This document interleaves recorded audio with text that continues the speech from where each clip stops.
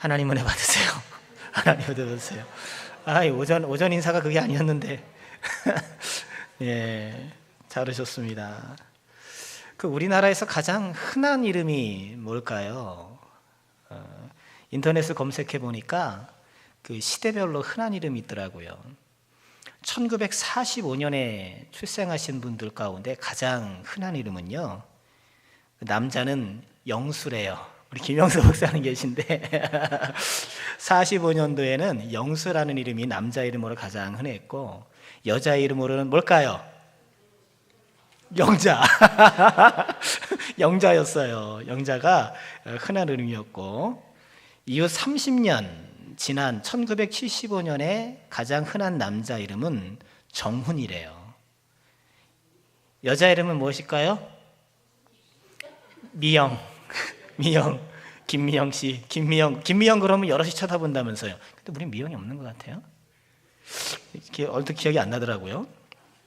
2005년에 이후로 30년 진 2005년에 가장 흔한 남자 이름은 민준. 이건 연예인 같죠. 여자 이름은 서연. 이렇게 이름이 있다고 합니다. 성경시대 가장 흔한 이름은 무엇일까요? 정확하게 알 수는 없습니다만 여자 이름 중에는 마리아가 많았습니다. 마리아는 모세의 누이 미리암의 신약적인 발음이거든요. 신약 성경에만 해도 6명의 마리아가 등장해요. 예수님의 모친 마리아, 또 누가 있죠? 막달라 마리아. 7 귀신 들렸다가 예수님으로부터 해방되었던 막달라 마리아가 있고요. 또 누가 있죠? 마르다의 동생 마리아. 그렇죠? 참고로요, 우리 찬송가 211장에 보면 막달라 마리아 본받아서 이렇게 주 앞에 옥합을 들인 막달라 마리아 본받자, 이렇게 찬송 가사가 되어 있잖아요. 근데 그 가사는 틀린 거예요. 막달라 마리아가 아니고요, 이 마리아의 동생 마리아, 베다니 마리아라고 부르는 것이 더 맞습니다. 찬송가 개편하면서 그런 걸 좀 바꿨어야 되는데, 막달라 마리아는 중세 시대에 누군가 이게 그렇게 추정했어요. 제가 좀 금방 생각난 거라 추정해서 말하는 것이고 정확한 정보가 아닙니다. 또 네 번째 마리아는요, 마가 요한의 어머니 마리아. 이 마가의 다락방의 제공자죠. 이 마리아가 있었고, 5번째는 예수님의 십자가 형장까지 동행했던 야고보와 요새의 어머니 마리아가 있었고요. 그리고 로마서 16장 6절에 보면 로마 교회에도 마리아라 이름하는 그런 성도가 계셨습니다. 그러니까 신약 성경만 해도 6명의 마리아가 등장하니까 참 흔한 이름이었고요. 지금도 영어권에서 지난 100년간 영어권에서 가장 흔한 이름 메리예요. 메리. 이 이름이 가장 흔한 이름이었다고 해요. 자, 이처럼 성경시대나 지금이나 이게 마리아라는 이름이 참 흔한 이름입니다만, 마리아의 믿음은 결코 흔하지 않았다. 이름은 흔할지 몰라도 마리아의 믿음은 결코 흔한 믿음이 아니었는데요. 오늘 말씀 속에서 이 마리아의 믿음, 우리 마리아 헌신 예배를 맞이해서 마리아의 믿음이 어떠했는가 우리 잠시 묵상하면서 은혜를 나누고자 합니다. 자, 먼저 오늘 말씀을 통해서 우리가 확인하게 되는 것은요, 이 마리아의 믿음, 오늘 마리아가 믿음을 보이잖아요. 이 마리아의 믿음이 하나님의 은혜에 의한 것이라는 거예요. 하나님께서 마리아에게 은혜로 믿음을 주신 것. 그래서 오늘 마리아를 찾아와서 28절에 가브리엘 천사가 뭐라고 마리아를 부르고 있나요? 그에게 들어가 이르되 은혜를 받은 자요. 은혜를 받은 자요. 그러니까 마리아가 지금 수태고지를 통해서 남다른 헌신의 믿음을 보이고 있는데, 이런 마리아의 믿음 이전에는 당연히 하나님의 은혜가 있더라는 거예요. 30절 말씀에 보면 거듭 뭐라고 그럽니까? 내가 하나님께 은혜를 입었느니라. 그러니까 우리 기독교 신앙은 믿음 이전에 언제나 은혜예요. 은혜로 시작해서 그 은혜로 말미암아 믿음이 생기는 거죠. 여러분, 우리가 이것을 잊지 말아야 되잖아요. 그러니까 기독교 신앙, 예수를 믿는 이 신앙의 가장 첫 번째 덕목은 은혜예요. 그러니까 우리는 은혜를 잊어버리면 안 돼요. 그러니까 은혜를 잊어버리면 내 마음이 은혜를 잃어버리면 그게 교만해지는 거잖아요. 우리는 다 예수님의 피로 구원받아서 이 자리에 있는 것 아니겠습니까? 내 힘으로 이 자리에 있는 게 아니잖아요. 예수님의 공덕, 그 십자가 덕에 우리가 이 자리에 있게 되었는데, 그러니 정말 모든 것이 하나님의 은혜가 아닐 수 없어요. 하나님께서 지금 예수의 모친 마리아를 선택하신 이유는 마리아에게 있지 않아요. 그에게 어떤 조건이 없어요. 은혜라는 것은 그렇게 정의할 수 있잖아요. 조건 없이 베풀어 주시는 모든 호의. 하나님께서 조건 없이 베풀어 주시는 모든 호의가 은혜예요. 그러니까 마리아가 이런 수태구제의 은혜를 받을 만한 본인의 자격이 있다는 증거가 하나도 없어요. 이 마리아는 어디 사람입니까? 나사렛 사람이잖아요. 26절에 보면 갈릴리 나사렛. 이 나사렛은 요즘 말로 하면 촌동네예요. 낙후된 동네예요. 그래서 나사렛에서 무슨 선한 것이 날 수 있겠느냐? 예수님의 제자로 부름받은 나다나엘이 나사렛 선지자 예수라 그러니까 무시하면서 나사렛에서 무슨 선한 것이 나겠느냐? 그런 나사렛이었어요. 또 그와 정혼한 요셉은 족보상으로는 27절의 말씀처럼 다윗의 자손이라곤 하지만, 그렇지만 평범하게 그지없는 사람이에요. 목수잖아요. 이렇게 평범하게 그지없는 시골 저기 나사렛 출신이었으니 꼭 뭐 시골 출신이라고 해서 자격이 없다 그런 것은 아닙니다만, 그만큼 인간적으로 주목받을 만한 그런 인간적인 요소가 전혀 없었다는 거예요. 남들보다 특별한 신앙심을 가졌다는 증거를 찾아볼 수도 없고, 그냥 지극히 평범했던 사람 마리아예요. 이런 마리아에게 하나님께서 은혜를 베푸셔서 예수의 어머니가 되는, 이게 참 영광 중에 영광이죠. 그렇죠. 마리아를 우리가 막 숭상하는 것은 당연히 잘못된 겁니다만 부러운 것은 사실이에요. 여러분 어머니들 그렇잖아요. 내가 예수의 어머니가 됐으면 어떨까? 혹시 그런 생각 안 해보셨나요? 부담스러우신가요?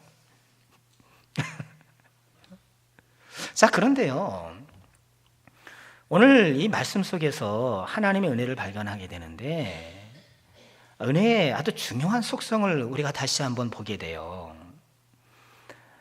내가 하나님께 은혜를 입었느니라. 오늘 30절에 가브리엘 천사가 마리아에게 말하는데요, 내가 은혜를 입었느니라, 하나님께 은혜를 입었느니라, 이 말을 직역하면 네가 은혜를 발견했느니라, 이런 뜻이 돼요.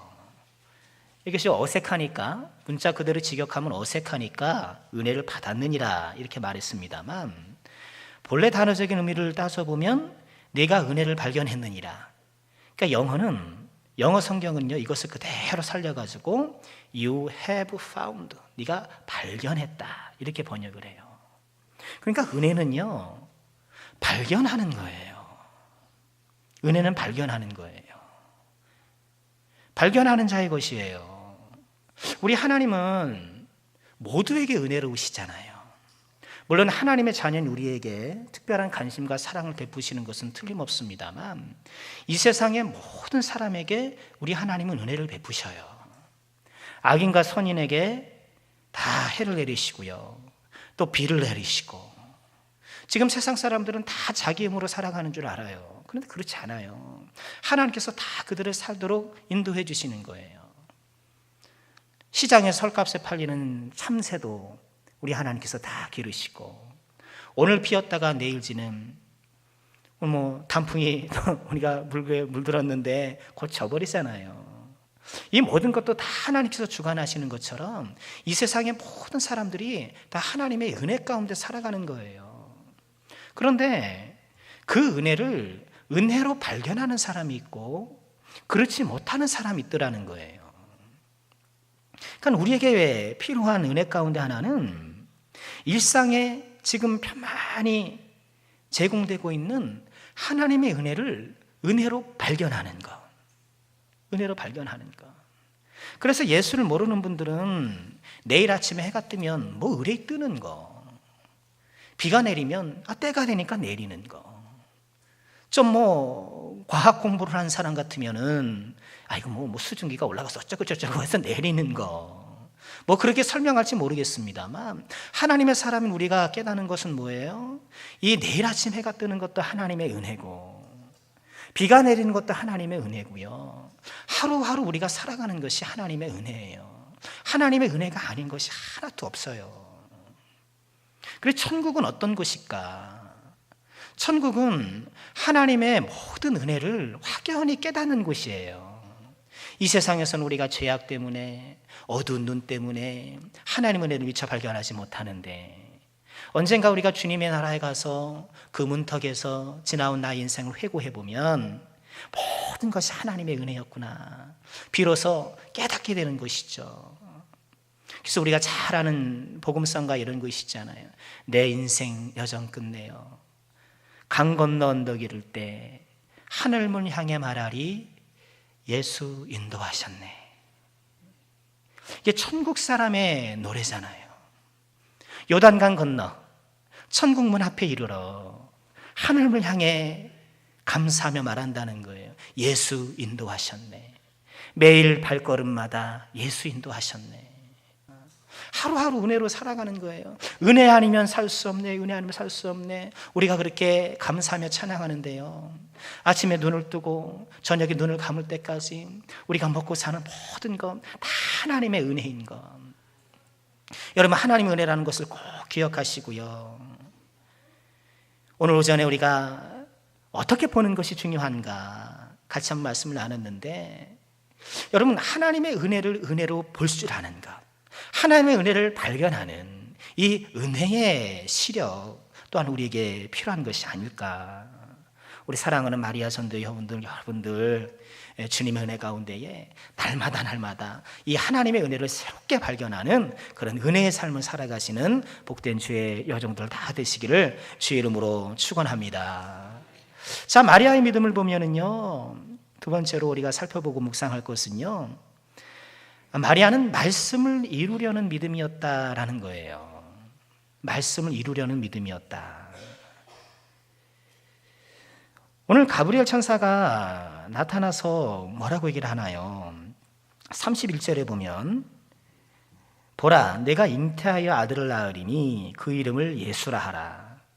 그가 큰 자가 되고 지극히 높으시니 하나님의 아들이라 일컬어질 것이요, 주 하나님께서 그 조상 다윗의 왕위를 그에게 주시리니 영원히 야곱의 집 이스라엘을 왕으로 다스리실 것이며 그 나라가 무궁하리라.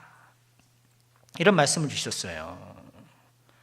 이 말씀을 받은 마리아가 뭐라고 소망하고 호응하나요?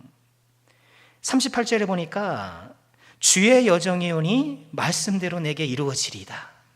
그래요. 하나님의 말씀이, 지금 하나님의 말씀이 저를 통해서 그대로 이루어졌으면 좋겠습니다. 저를 통해서 그대로 실현되고 현실화가 되었으면 좋겠습니다. 그렇게 고백하고 있는 거예요.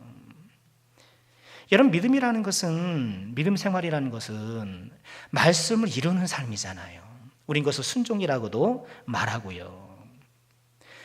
예수님의 삶을 보면 그 말씀을 이루는 삶이셨더라고요. 우리는 하나님의 말씀이 어떤 자동적으로 그대로 이루어진다, 그렇게 생각을 하잖아요. 물론 그래요. 하나님 말씀 자체가 권능이 있기 때문에 우리와 상관없이 하나님의 말씀은 반드시 이루어질 거예요. 말씀 자체에 권능이 있기 때문에. 그렇지만 하나님께서는 이 말씀을 이루시는 과정에 저와 여러분을 초청하셔서 우리로 하여금 그 말씀을 이루도록 하셔요. 그 예수님의 행적을 보면 일부러 말씀을 이루기 위해서 하시는 행동들이 있어요. 예수님이 공생의 초기에 예수님의 고향이 나사렛이잖아요. 나사렛인데 가버나움으로 이사를 합니다. 아주 먼 곳은 아닙니다만 스불론과 납달리 지경 해변인 가버나움으로 이사를 하시는데, 마태복음 4장 12절부터 16절까지 그 내용이 나오는데, 이 마태복음 뭐라고 증언하는가 하면은요, 예수께서 선지자 이사야의 말을 이루기 위해서, 선지자 이사야를 통해서 주신 말씀을 이루기 위해서 그렇게 이사를 하셨다, 이동하셨다, 그렇게 말씀을 하셔요. 또 우리가 잘 기억하는 대로 예수님께서 예루살렘에 입성하실 때에 뭘 타고 입성하셨나요? 나귀를 타고 입성하셨잖아요. 하고 많은 것 가운데 나귀예요. 왜요? 그래야 스가랴 말씀이 이루어지기 때문에. 그러니까 하나님의 말씀은 말씀 자체에 권능이 있어서 그대로 실현되고 현실화되지만, 하나님께서는 그 과정에 하나님의 사람들을 초대하셔서 그가 능동적으로 하나님의 말씀을 이루도록 하셔요. 여러분, 그러니 하나님의 말씀이 부족한 우리 인생들을 통해서 이루어진다는 것이 얼마나 축복이겠습니까? 그래서 하나님 말씀을 이루어주세요. 우리는 그렇게도 기도해야 되겠지만, 하나님 저로 하여금 말씀을 이루는 삶이 되게 해주세요. 신명기 15장 11절에는 이런 말씀이 있어요. 땅에는 언제든지 가난한 자가 그치지 아니하겠으므로 내가 내게 명령하여 이르노니 너는 반드시 내 땅 안에 내 형제 중 곤란한 자와 궁핍한 자에게 내 손을 펼치니라. 가난하고 곤란하고 궁핍한 자에게 내 손을 펼치니라, 이렇게 말씀을 하는데, 여러분, 내가 내 삶 속에서 어느 날 문득 누군가를 돕고 싶은 마음이 생기고, 곤란하고 궁핍한 누구에게 작은 그 도움이라도 주고 싶은 마음이 생겨서 실천한다면 그게 뭐예요? 나의 삶 속에서 말씀이 이루어지는 거잖아요. 여러분, 나를 통해서 말씀이 이루어진다는 것이 얼마나 값지고 복됩니까? 이 골로새서 1장 25절 말씀에 보면 바울 사도가 이렇게 고백하는 것을 보게 돼요. 내가 교회의 일꾼 된 것은 하나님이 너희를 위하여 내게 주신 직분을 따라 하나님의 말씀을 이루려 함이니라. 하나님의 말씀을 이루려 하느니라. 여러분, 오늘 마리아 헌신 예배 우리가 함께 드리고 있는데요, 우리 마리아 회원들 한 분 한 분들께서 정말 삶을 통해서 하나님의 말씀이 실현되고 하나님의 말씀이 이루어지는 그런 은혜를 꼭 누리시기를 주의 이름으로 축원합니다. 그런데 이게 쉬운 것이 아니잖아요. 그렇죠? 이 마리아에게도 이것이 쉬운 것이 결코 아니었습니다. 우리가 잘 아는 대로 지금 마리아는 어떤 상황입니까? 이 요셉이라는 사람과 정혼한 상태잖아요. 결혼 전 정혼한 여인이에요. 당시 유대인들은요, 보통 1년 전에 정혼했다고 해요. 약혼한 것이죠.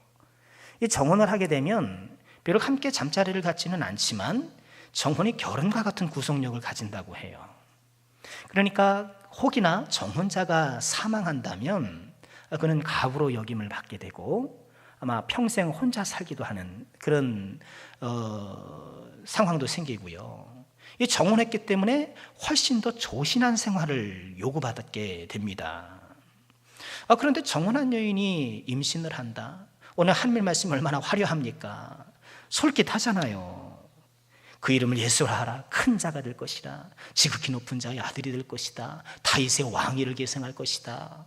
야곱의 집을 왕으로서 영원히 다스릴 것이다. 얼마나 이 멋진 말씀입니까? 그렇지만 그 말씀이 마리아에게 이루어지기 위해서는 넘어야 될 난관들이 있었단 말이에요. 사회적인 지탄을 받을 것이고요. 더군다나 그나마 정혼자의 아이라면 좀 정상 참작이 됐을는지도 모르겠습니다만, 결혼과 같은 구속력을 지니기 때문에 이 요셉과 상관없는 아이를 가졌다라는 것은 간음했다라는 거잖아요. 간음한 여인이 당할 형벌은 투석형밖에 없거든요. 돌에 맞아서 죽는 거거든요. 가브리엘 천사가 참 좋은 말을 많이 했는데, 정혼한 처녀인 마리아가 임신을 하게 되었을 경우에 겪게 될 불이익에 대해서는 이런 방구도 안 해요. 그렇잖아요. 장밋빛 그거 미래만 딱 제공해주고 어떤 어려움을 처할지에 대해서는 마리아에게 선택에 맡기는 거예요. 좀 이런 말 해주면 얼마나 좋겠어요. 정혼자 요셉이 너를 이해할 거다. 내가 이해시켜 줄게. 이해시켜 주시잖아요. 이해시켜 주시는데 그런 얘기를 지금 여기 약속하는 것도 아니고요. 지금 사회적으로 혹은 또 사랑하는 요셉과의 어떤 관계가 헝클어질 위험도 있고 평생 낙인 찍힌 인생으로 살아갈 수도 있는 이런 위험천만한 상황인데 마리아가 말씀이 이루어지길 소망합니다. 그렇게 고백하고 있는 거예요. 실제로 요셉은 어땠습니까? 요셉은 이 마리아가 임신했다는 소식을 듣고 그래도 요셉이 참 점잖은 사람이기 때문에 보통 사람 같으면 난리 칠 수도 있는데 조용히 끊으려고 했잖아요. 조용히 그냥 파혼하려고 애를 썼고요. 또 다른 그 해석에 의하면 왜 굳이 임신한 마리아를 데리고 호적을 하러 이 베들레헴까지 갔을까 하는 거예요. 그건 아마도 이런 마리아가 일찍 임신한 것을 좀 이렇게 감추기 위해서 했던 것이 아니었을까. 그렇게 해석하는 사람들, 당시 호적하면 남자만 가서 하면 되거든요. 하나님께서 요셉에게 현몽하셔서 자초지종을 얘기해 주셨겠지 망정이지. 지금 마리아 이 시점에서 마리아는요 정말 중요한 결단을 할 수밖에 없었던 거예요. 여러분, 이와 관련된 재미있는 이야기가 있잖아요. 서울 종로구 평창동에 가면 예능교회라고 있습니다. 이게 연예인 교회, 보통 그렇게 알려져 있는데요. 지금은 연예인만 다니는 교회가 아니라 다 일반인도 다니는 교회인데 많이 알려진 얘기예요. 이 교회가 1974년 구봉석 코미디언 아시죠? 구봉석 장로님 그 가정에서 돌아가신 하용조 목사님이 전도사 때 그때 이제 성경 공부 모임을 하면서 교회가 태동하기 시작했는데 그 당시 한 성경 공부에서 이 마태복음을 공부하면서 이 마리아가 처녀가 잉태했다라는 내용을 같이 공부를 했던 모양이에요. 그런데 그 중에 한 사람이 아니 어떻게 처녀가 애를 낳을 수 있느냐고 계속 그걸 물고 늘어졌는 모양이에요. 그랬더니 답답했던지 구봉서 장로님이 버뜩 일어나더니 야마 남편도 믿었는데 네가 왜 믿어? 그렇게 큰 소리 쳤다는 거예요. 남편도 믿는데 네가 왜 믿어? 그렇죠. 여러분, 말씀을 이루는 삶이라는 것은요 불이익을 감수하는 거예요. 그래서 말씀을 이루는 삶은 십자가의 길일 수밖에 없고 그 길이 좁고 협착하여서 많은 사람이 회피하는 길일 수밖에 없다는 것입니다. 여러분, 마리아의 믿음이라는 바로 그런 믿음이에요. 우리 시간에 함께 모인 우리 마리아 전도 회원들뿐만 아니라 우리 모두가 정말 이런 믿음이 될 수 있기를 바랍니다. 이런 믿음이 될 수 있기를 바랍니다. 십자가의 길은 좁아요. 그러나 십자가를 통해 가는 그 문은 활짝 열려 있어요. 다시 한번 우리 마리아 전도의 헌신 예배를 맞이하여서 다시 한번 우리의 믿음을 재점검하고 내 믿음이 하나님의 은혜라는 것을 다시 한번 기억하면서요 은혜는 발견하는 것입니다. 여기 한 주간 살아가시면서 하나님께서 내 삶 속에 쫙 깔아놓으신, 저는 그 보물찾기, 저는 그런 재주가 없어가지고 그런 거 잘 못하겠더라고요. 옛날에 소풍 가면 보물찾기 참 잘했잖아요. 저는 그걸 한 번도 찾아본 적이 없는 것 같아요. 그리고 제가 살던 초등학교에는 가끔씩 삐라줍기, 여기도 많이 했죠. 마리아 전도회 안 하셨으면 삐라줍기. 학교에다 오는 삐라줍기 하면서 뒷동산에 가서 삐라줍기 하는데 그건 주는 애들만 줬더라고요. 아무리 눈을 씻고 쫓아가도 저는 못 줬는데 막 공부도 못하는 애들 막 코 올리고 막 이런 애들이 맨날 돌아다니니까 잘 줬더라고요. 걔들이 이만큼 막 해가지고 좀 나눠줘 막 이렇게 구걸도 하고 그러는데요. 여러분, 우리가 다른 거는 발견 못한다 할지라도 우리 삶 속에 하나님께서 구석구석 숨겨놓으신 이 보석 같은, 이 보물 같은 은혜를 내가 잘 발견하면서요, 그것은 어떨 때요? 내가 믿음의 눈을 가질 때, 내가 은혜의 눈을 가질 때에 내 모든 세상이 은혜를 보이게 되고 내 모든 삶 속에 베풀으신 하나님의 은혜를 우리가 발견하게 되는 것이지요. 마리아의 믿음은 말씀을 이루는 믿음이었지요. 어떠한 불이익과 고난도 감수하는 그런 말씀을 이루는 믿음이었습니다. 이 마리아의 고귀한 믿음이 우리 마리아 회원들뿐만 아니라 우리 모두에게 다시 한번 일어나기를 주님의 이름으로 축원합니다. 기도하겠습니다. 은혜로우신 아버지 하나님,